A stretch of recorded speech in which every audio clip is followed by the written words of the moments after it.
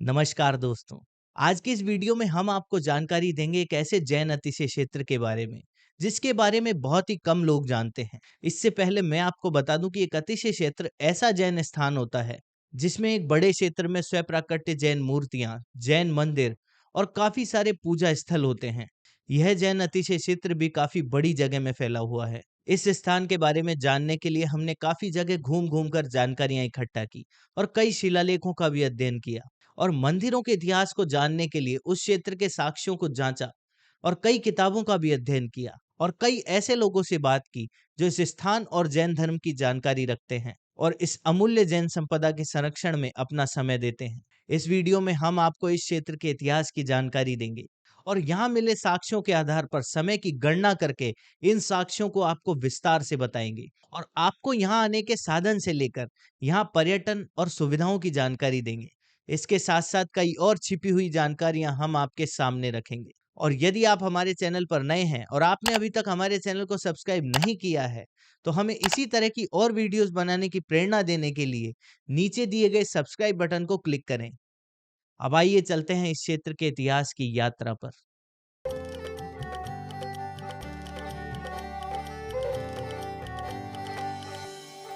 राजस्थान के सवाई माधोपुर जिले से सड़क मार्ग पर 40 किलोमीटर दूर आने पर खंडार कस्बा दिखाई देता है। यह क्षेत्र चारों ओर से पहाड़ों और जंगलों से घिरा हुआ है। इसमें चारों ओर अरावली और विंध्याचल की पहाड़ियां इसे प्राकृतिक रूप से भी बहुत सुंदर बना देती है। इस खंडार कस्बे में काफी बड़े क्षेत्र में जैन धर्म के अनेक स्थान व कई प्रमाण मिलते हैं।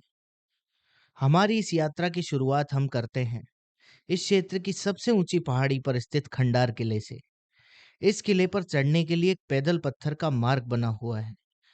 यह मार्ग भी प्राचीन काल से ही किले के निर्माण काल से ही बना हुआ है। इस पथरीले मार्ग पर लगभग 500 मीटर की चढ़ाई करने पर हमें बाएं हाथ पर एक पगडंडी दिखाई देती है जिसमें कुछ आगे चलने पर एक चट्टान पर 11 जैन तीर्थंकरों की मूर्तियां दिखाई देती हैं। ये सभी मूर्तियां लगभग 2 फीट की हैं। इन मूर्तियों में 24 तीर्थंकरों की पहचान के लिए मूर्तियों के नीचे चिन्ह बने होते हैं। इन चिन्हों से 24 तीर्थंकरों की पहचान की जाती है। इन मूर्तियों में ये चिन्ह काफी स्पष्ट दिखाई देते हैं। इनमें दाएं से बाएं देखने पर पहली मूर्ति जो खड़गासन में है उसके नीचे कमल का फूल बना हुआ है जो छठे जैन तीर्थंकर पद्मप्रभ का है। इसके बाद दूसरी मूर्ति पद्मासन में जिसके नीचे स्वास्तिक जो कि सातवें तीर्थंकर सुपार्श्वनाथ की है। तीसरी मूर्ति जो पद्मासन में है उसके नीचे शंख बना हुआ है जो 22वें तीर्थंकर मुनि नेमिनाथ जी का चिन्ह है। इसके बाद अगली मूर्ति खड़गासन में है जिस पर कछुए का चित्र है जो कि मुनि सुव्रत की है। इसके बाद अगली मूर्ति पद्मासन में जिस पर भैंसा बना हुआ है जो कि 12वें तीर्थंकर मुनि वासुपूज्य है। पांचवी मूर्ति पर हाथी बना हुआ है जो कि दूसरे तीर्थंकर मुनि अजीतनाथ की। अगली मूर्ति खड़गासन में है जिस पर घोड़ा या गेंडा बना हुआ है जो कि संभवतः तीसरे तीर्थंकर मुनि संभवनाथ या श्रेयनाथ की हो सकती है। इसके बाद अगली मूर्ति जो इस श्रृंखला में सबसे बड़ी मूर्ति है जिसके नीचे एक लंबी सी आकृति बनी हुई है जो संभवतः मगरमच्छ की आकृति हो सकती है जो कि 9वें तीर्थंकर सुविधिनाथ की हो सकती है। इस मूर्ति पर 7 फन वाला नाग भी उकेरा गया है। इसके बाद अगली मूर्ति के नीचे बंदर बना हुआ है जो कि चौथे तीर्थंकर अभिनंदन की है और अंतिम मूर्ति पर बकरा या हिरण है जो संभवतः 17वें तीर्थंकर कुंथुनाथ या 16वें तीर्थंकर शांतिनाथ की हो सकती है। इन सभी मूर्तियों पर अलग अलग प्रकार के छत्र भी बने हुए हैं। हमसे जैन तीर्थंकरों की पहचान में थोड़ी बहुत चूक हो सकती है। यदि आपको कोई सुधार की गुंजाइश लगे तो हमें कमेंट सेक्शन में जरूर बताएं। इन सभी मूर्तियों के ऊपर काफी बड़ा शिलालेख लिखा हुआ है। हालांकि ये शिलालेख पूरे पढ़ने योग्य अवस्था में नहीं मिलते हैं, लेकिन फिर भी हमने इन्हें पढ़ने का पूरा प्रयास किया। इस शिलालेख की लिपि देवनागरी है। इसमें इस शिलालेख का काल जैन संवत 1528 वैशाख या माघ सुदी द्वितीय का है। इस शिलालेख में राजा मानसिंह देव, उसके पुत्र सिलाहदी व उसकी कुछ अन्य पीढ़ियों का वर्णन है। 2 से 3 बार संघ जिसका अर्थ है जैन मुनि व उनके साथ के शिष्यों का समूह। 4 से 5 बार स्त्री शब्द का व 2 बार श्री कवरी या कुंवरी शब्द का वर्णन है। संभवतः इस शिलालेख में जैन संत जो उस समय के निर्माण काल के समय उपस्थित थे, उनके नामों का भी वर्णन है। लेकिन सबसे बड़ी बात यह है कि इन सभी का निर्माण आज से 1000 साल पुराना है और ये सभी मूर्तियां एक ही चट्टान को काट कर बनाई गई हैं। इसके बाद आगे चलने पर एक गुफानुमा संरचना आती है। यह भी एक बड़े पत्थर के नीचे ही बनी हुई है, जिसके अंदर जाने पर हमें 21 और प्रतिमाएं दिखाई देती हैं। ये मूर्तियां लगभग 6 से 10 इंच के लगभग हैं। इनमें 16 प्रतिमाएं जैन तीर्थंकरों की है, जिनमें 12 मूर्तियां पद्मासन में व 4 मूर्तियां खड़गासन में हैं। इनमें 2 पद चिन्ह व 2 क्षेत्रपाल के चित्र भी उकेरे गए हैं। इनमें लगभग सभी मूर्तियों के नीचे के चिन्ह मिट चुके हैं, जिस कारण इनमें तीर्थंकरों की पहचान करना बहुत मुश्किल है। गहनता से जांच करने पर हमें एक मूर्ति पर बैल का चित्र, उसी के बाईं ओर की मूर्ति पर मछली का व उसके नीचे वाली मूर्ति पर संभवतः वज्रदंड का चित्र अस्पष्ट रूप से दिखाई देता है, जिसके आधार पर ये मूर्ति क्रमशः प्रथम तीर्थंकर आदिनाथ, 18वें तीर्थंकर अरनाथ व 15वें तीर्थंकर धर्मनाथ की दिखाई देती है। इन्हीं मूर्तियों के बाईं ओर की 8 मूर्तियों के नीचे कुछ लिखा हुआ है। प्राकृतिक कारणों से इसे पढ़ा नहीं जा सकता। हालांकि कुछ अक्षर दिखाई देते हैं, लेकिन हमारे बहुत प्रयास के बाद भी हमारे द्वारा इसे नहीं पढ़ा जा सका। लेकिन इन सभी मूर्तियों के ऊपर एक 2 लाइन का शिलालेख मौजूद है, जो कि जैन संवत 1230 का है, जिस आधार पर जो कि लगभग ईस्वी सन 705 का है, जो कि वर्तमान से लगभग 1300 वर्ष पुराना है। इस शिलालेख में श्री मूल संघ के संत श्री सागर सेन और उनके शिष्य कुमार सेन व कारिंत देव का वर्णन है। इसके बाद थोड़ा आगे बढ़ने पर एक चट्टान के नीचे एक गुफानुमा संरचना बनी हुई है, जिसके नीचे 40 से अधिक जैन मुनियों की मूर्तियां उकेरी गई है। ये मूर्तियां समय के साथ प्राकृतिक व अन्य कारणों से थोड़ी फीकी पड़ गई है, लेकिन इनकी कला और इनकी प्राचीनता देखने पर लगता है कि यहाँ बड़ी संख्याओं में जैन साधु संतों का निवास रहा होगा।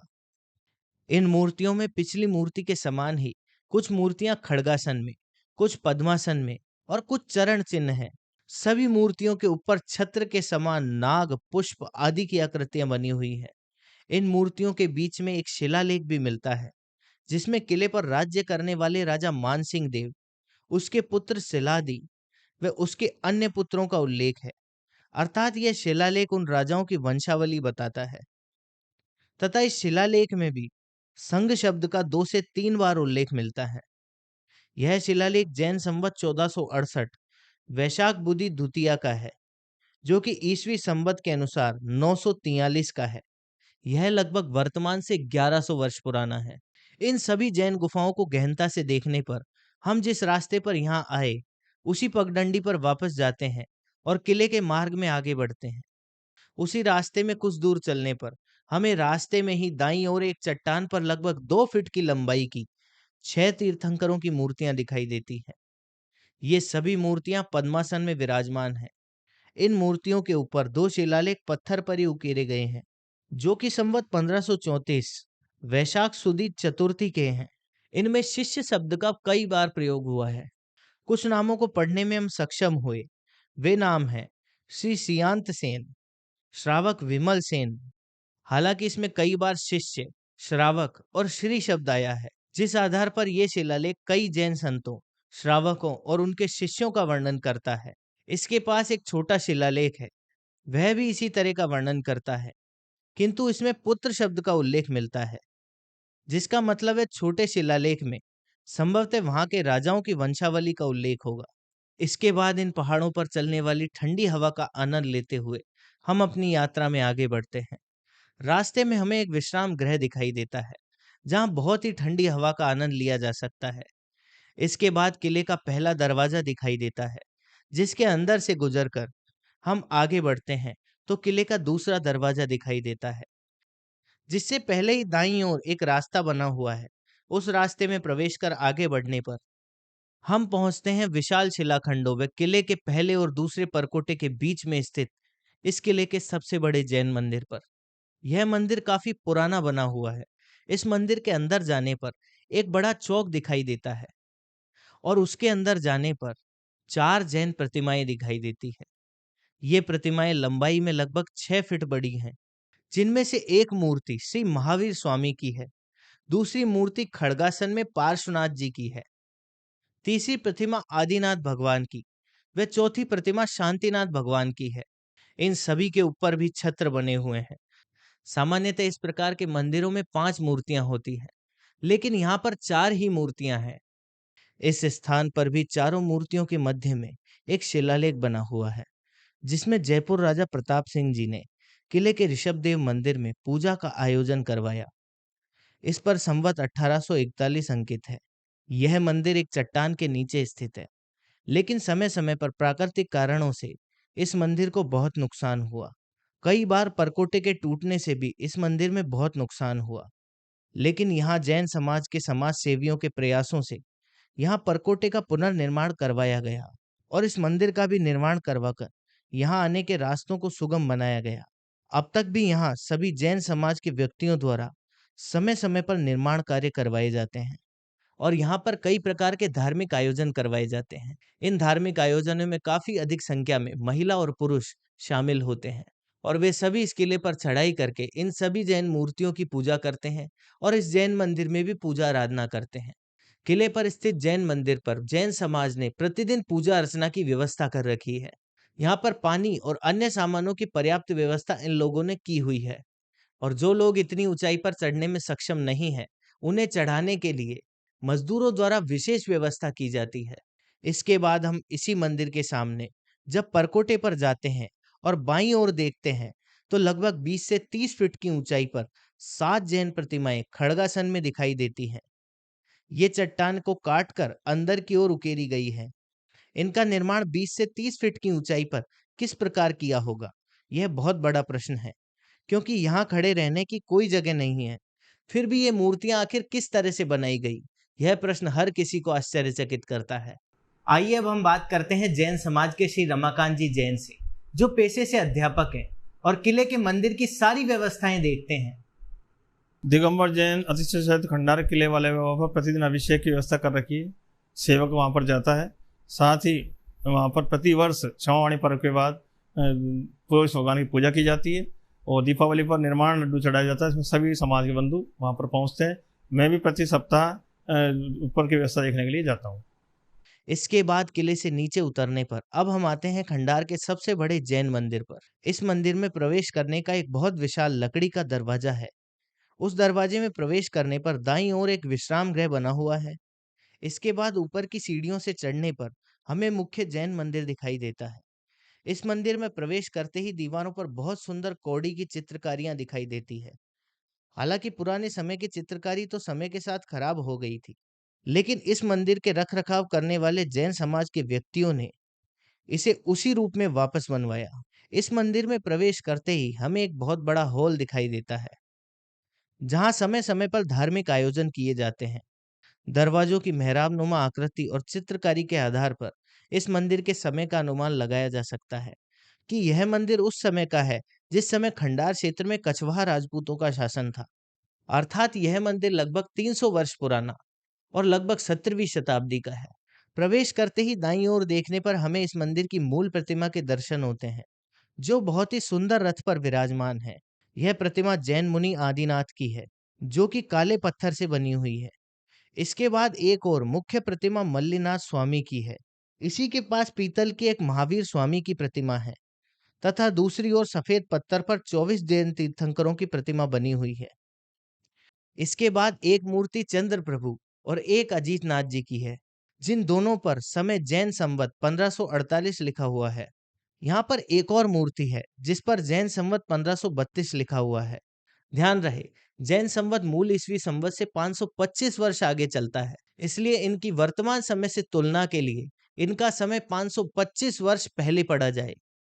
अर्थात ये मूर्तियां लगभग वर्तमान से 1000 वर्ष पुरानी हैं और ये सभी मूर्तियां जिनकी मैं बात कर चुका हूं और अभी आगे और करूंगा, ये सभी किले व उसके आसपास के स्थान से मिली। इसके बाद दूसरी ओर मूल प्रतिमा अरयनाथ जी की है, जिस पर संवत 1861 लिखा हुआ है। सफेद मार्बल पर नेमिनाथ जी की प्रतिमा, जो संवत 1548 की है। और सफेद मार्बल पर एक और मूर्ति सुव्रतनाथ जी की और एक काली मूर्ति शांतिनाथ जी की है। यहाँ पर एक छोटे पत्थर के चरण चिन्ह भी बने हुए हैं, जिस पर संवत 1333 लिखा हुआ है। इसका मतलब यह है कि यह लगभग ईस्वी संवत 800 का है, जो आज से 1200 वर्ष पहले का है। इसके अलावा कई मूर्तियों पर चिन्ह स्पष्ट नहीं है, जिसके कारण इनकी पहचान करना संभव नहीं हो पाया। इसके साथ साथ एक जगह पर एक अकेली मूर्ति भी रखी हुई है। इस प्रकार की ये मूर्तियां अति प्राचीन है। इस मंदिर को देखने पर लगता है कि इस मंदिर के रखरखाव पर पूरा ध्यान दिया जाता है। इस मंदिर में रखे ग्रंथों की बात की जाए तो यहाँ 100 हस्तलिखित अति प्राचीन ग्रंथ रखे हुए हैं, जिसका रखरखाव भी अच्छी तरह किया गया है। ये स्पष्टतः जैन पांडुलिपियां हैं, जो तत्कालीन जैन विद्वानों ने लिखी। इस मंदिर के अंदर एक रथ भी रखा हुआ है, जिसे संभव शरण विमान कहा जाता है। यहाँ पर पहले इससे भी सुंदर एक बहुत बड़ा रथ रखा हुआ था, जिसे यहाँ के जैन समाज ने अजमेर जैन समाज को दे दिया। जिस स्थान पर यह विमान रखा हुआ है, वहां पर अभी भी अति प्राचीन चित्रकारियां बनी हुई है, जो कि बहुत अधिक सुंदर हैं। इसकी छत की कला भी बहुत श्रेष्ठ है, तथा छत पर यह जो चित्रकारी बनी हुई है, उसकी तो बात ही कुछ और है। यहाँ पर छत पे जाने पर एक बहुत ही सुंदर छतरी दिखाई देती है, तथा इसकी शिखर भी इसकी प्राचीनता की कहानी कहता है। इस मंदिर की छत से इसके चारों ओर का क्षेत्र तथा आसपास की गलियां दिखाई देती है। प्राचीन काल में यहाँ पर जैन बस्ती थी और यहाँ बड़ी संख्या में जैन रहा करते थे। इसी जैन बस्ती में आगे बढ़ने पर एक छोटा जैन मंदिर बना हुआ है। इस मंदिर में मूल नायक प्रतिमा महावीर स्वामी की है, जो संवत 1826 की है। इसके अलावा पार्श्वनाथ की संवत 1826 की सफेद दो प्रतिमाएं हैं। एक सफेद प्रतिमा अजीत नाथ जी की, दूसरी चंद्र प्रभु की है। 1848 संवत की संभवनाथ जी की मूर्ति, लाल पत्थर की अनंतनाथ जी की मूर्ति भी यहाँ उपस्थित है। हालांकि ये सभी मूर्तियां प्राचीन हैं, लेकिन पार्श्वनाथ जी की और महावीर स्वामी की इस मंदिर का परिसर पिछले मंदिर से कुछ छोटा है, लेकिन यह मंदिर भी पुराना ही है। इसके अलावा इस क्षेत्र में जैन साधु संतों को ठहरने की नसिया भी मौजूद थी। इसके बाद एक प्राचीन जैन मंदिर के अवशेष खंडार से 18 किलोमीटर दूर बालेर नाम के गांव में एक तालाब के पास एक छोटी पहाड़ी पर देखने को मिलते हैं। पहाड़ी पर लगभग 40 से 50 फीट की सीधी चढ़ाई चढ़ने के बाद समतल पहाड़ी पर एक विशाल प्राचीन जैन मंदिर के अवशेष दिखाई देते हैं। स्थान स्थान पर प्राचीन मूर्तियों के अवशेष बिखरे हुए हैं। मंदिर की विशालता का अनुमान इस बात से लगाया जा सकता है कि विशाल पत्थरों के खंभों की क्षतिग्रस्त छत का निर्माण, 25 बाई 25 की हॉलनुमा संरचना, संभवतः ये प्रार्थना कक्ष रहा होगा, आज भी जीर्ण शीर्ण अवस्था में उपस्थित है। मंदिर की मूर्ति वर्तमान में बिल्कुल खुले आसमान के नीचे विराजमान है। यह लगभग 4 से 5 फीट ऊंची प्रतिमा है, जो संभवतः विमलनाथ स्वामी की प्रतीत होती है। शिल्प की दृष्टि से यह प्रतिमा गुप्तकालीन जान पड़ती है। इसके लिए अन्य स्थान पर प्राप्त विमलनाथ स्वामी की प्रतिमा से यह मेल खाती है, जो कि आपकी स्क्रीन के सामने है। विशाल स्तंभ, भवन की शत विशत छत, आसपास के खंडर अपनी प्राचीनता की कहानी खुद कहते हैं। संभवतः मुस्लिम आक्रांताओं द्वारा इस भव्य मंदिर को नष्ट किया गया होगा। वर्तमान में पर्यावरणीय परिवर्तन और मानवीय दखल के कारण इस मंदिर का पूरा वैभव नष्ट होने की कगार पर है। इस मूर्ति का निर्माण लगभग 300 से 400 ईस्वी के लगभग हुआ होगा, जिस समय यह क्षेत्र गुप्त वंश के अधीन था। इसके बाद अब हम आते हैं बालेर से ही कुछ दूरी पर स्थित क्यारदा नाम के गांव में स्थित जैन मंदिर पर। यह मंदिर भी शिल्प कला की दृष्टि से अति प्राचीन दिखाई देता है। प्राचीन काल में यहाँ पर बड़ी संख्या में जैन रहते थे। वह यहाँ पर जैन बस्ती थी, जिसके अवशेष आज भी दिखाई देते हैं। इस मंदिर के प्रवेश द्वार पर बहुत ही सुंदर शिखर नुमा आकृति बनी हुई है। इसके बाद सभी जैन मंदिरों की तरह ही एक हॉल दिखाई देता है। इसके बाद मुख्य मंदिर कक्ष में प्राचीन मूर्तियां रखी हुई है, जिनमें पहली मूर्ति पार्श्वनाथ जी की, जिस पर संवत 1548 लिखा हुआ है, दूसरी श्री नमीनाथ जी की, वह तीसरी शांतिनाथ जी की मूर्ति है। वह कुछ ताम्र मूर्तियां भी यहाँ उपस्थित है। इस हिसाब से ये मूर्तियां भी 1000 वर्ष पुरानी हैं। इस मंदिर को देखने से यह पता चलता है कि इस मंदिर की इमारत की स्थिति ठीक नहीं है। इस मंदिर में मरम्मत की बहुत आवश्यकता है। इस प्रकार न जाने कितने ही अवशेष मिट्टी के नीचे दब गए होंगे या जानकारी के अभाव में नष्ट हो गए होंगे।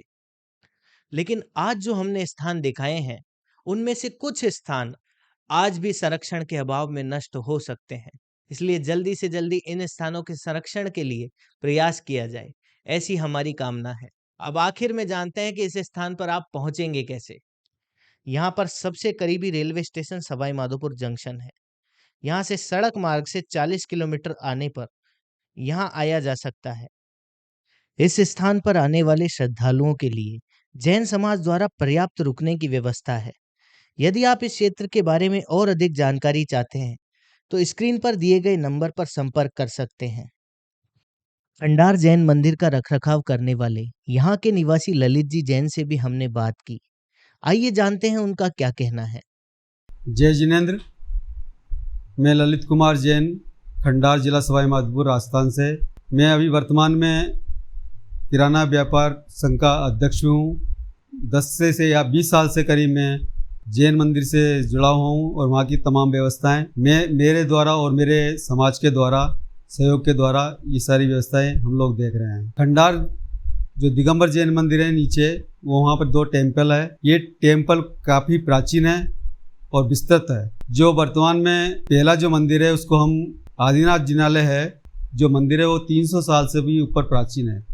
पुराने टाइम पे यहाँ पे 300 करीब परिवार रहते थे, लेकिन समय के अनुसार सब लोग यहाँ पर पलायन कर चुके। जो व्यवस्था है उसकी व्यवस्था ये है कि नित्य यहाँ पर पूजा अर्चना होती है। दिगंबर जैन समाज द्वारा नित्य अभिषेक होता है दोनों मंदिरों में और महिलाएं द्वारा पूजा अर्चना की जाती है। पर्वों के अनुसार समय समय पर हमारे जो पर्व आते हैं उनका आयोजन किया जाता है। महावीर जयंती पर कब समय के अनुसार जुलूस भी निकालते हैं और यहाँ पर विधान भी करवाते हैं। महावीर जयंती पर जुलूस निकालते हैं।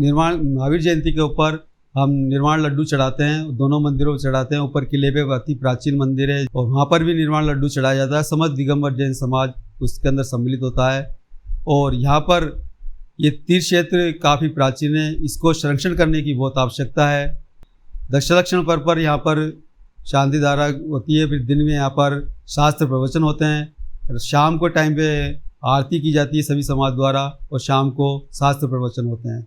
यहाँ पे प्राचीन शास्त्रों का भी काफ़ी भंडार है और आज भी वो पूर्ण तरीके से करीब 101 शास्त्र जिनकी पूरी हमारे पास में लिस्ट है और वो अभी संरक्षित है। और हमारे खंडार दिगंबर जैन समाज से जय जिनेन्द्र।